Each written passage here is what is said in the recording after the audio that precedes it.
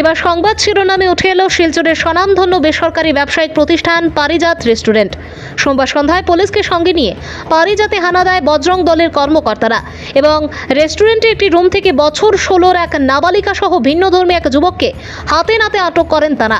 সংবাদ মাধ্যমের সঙ্গে কথা বলতে গিয়ে বজরং দলের নেতা মিঠুন নাথ জানান, শিলচরের মৌসুমী হাসপাতাল সংলগ্ন পারিজাত রেস্টুরেন্টে ত্রিপুরা তেলিয়ামুড়ার এক 16 বছরের নাবালিকাকে ভিন্নধর্মী এক যুবক পারিজাত রেস্টুরেন্টে নিয়ে আসার খবর পেয়ে সোমবার সন্ধ্যায় পুলিশকে সাথে নিয়ে সেখানে হানা দেয় বজরং দল এবং পারিজাতের ম্যানেজারকে পুলিশ জিজ্ঞাসাবাদ করলে সে বিষয়টি অস্বীকার করে। এতে পুলিশ তদন্তে নেমে রেস্টুরেন্টের এক রুম থেকে দুজনকে হাতে নাতে উদ্ধার করে।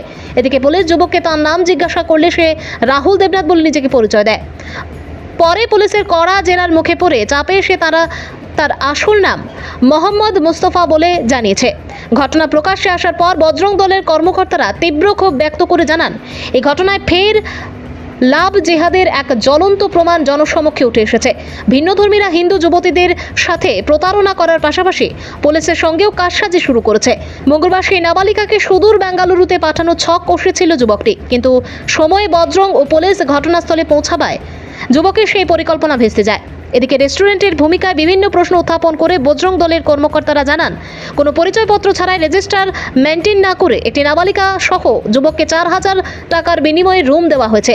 এর জবাব চেয়ে পুলিশকে ঘটনার সত্যতা প্রকাশ্যে আনতে রেস্টুরেন্টের রেজিস্টার সিজ করার পাশাপাশি ভিন্নধর্মী যুবকের বিরুদ্ধে কড়া পদক্ষেপ গ্রহণের দাবি জানিয়েছেন বজরং দলের কর্মকর্তারা।